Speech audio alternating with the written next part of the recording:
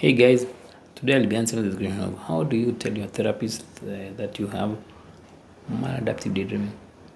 Actually, this is a very, very interesting question, and I'm also going to be explaining to you the best kind of therapy for you.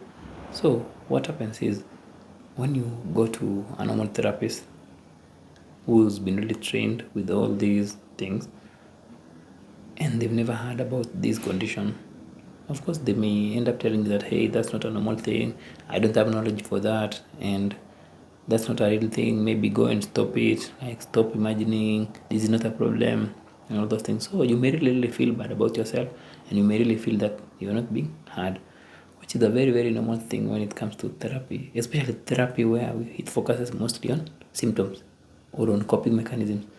Because if therapy focuses on the coping mechanism, which is now the maladaptive daydreaming, because it's a coping mechanism, now we understand that it will mean that the therapist will want to look for something to help you with this coping mechanism, or to look for another coping mechanism for you, or another strategy to help you with your coping mechanism.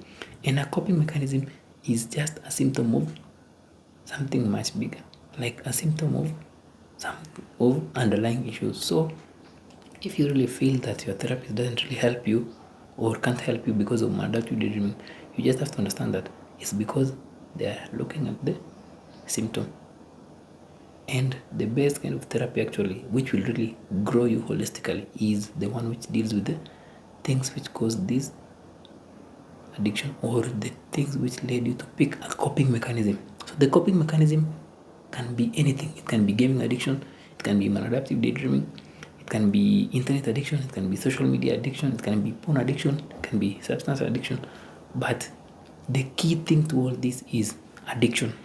Addiction is fueled by underlying issues or underlying emotions, underlying sensations, or just things from the past you've never processed. And these things are stored in the subconscious part of your mind. So if your therapist can just understand that it is an addiction to daydreaming, then you are okay. But if they can't really understand that, it really means that they are just helping you on the symptom. And you may never, yes, you may feel better, let's say after finding another coping mechanism, but you will not really, you will find yourself going back to another coping mechanism, or even going back to the same daydreaming, because you've not dealt with what is fueling this addiction. So the best kind of therapy is the therapy which deals with the things which are fueling the addiction. That's why I've seen people say that I stopped daydreaming, but I ended up picking up one coping mechanism, and I want my daydreaming back, or I feel bad after stopping daydreaming. This is because you are dealing with the symptom or the coping mechanism, which is not the problem. The problem was not daydreaming. Like, even when you were doing it in the beginning, the daydreaming, it was not a problem. It was something which was really enjoyable. But it got to the point where it became unbearable because you escaped a lot of things. So therapy is supposed to help you clean these things or process these things so that you can go back to how you were before the daydreaming, or you can even now be better. And what you realize about therapy which deals with the root causes is you will be able to improve a lot of other things in your life, from overthinking, from self-esteem, having boundaries, or just some things in your life which you are struggling with, because you are dealing with it. It's like rolling that big domino.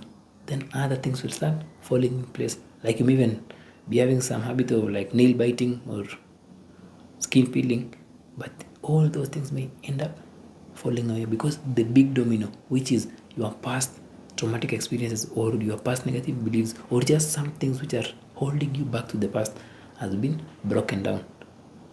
That's why best therapy is the therapy which deals with the root causes, and not therapy which just deals with the visible manifestation of the root causes or the symptoms. If you deal with symptoms, you will feel that you don't have a way out. But if you focus on what caused it or what fuels this addiction, you will find a way out. Until next time, guys, have a nice day.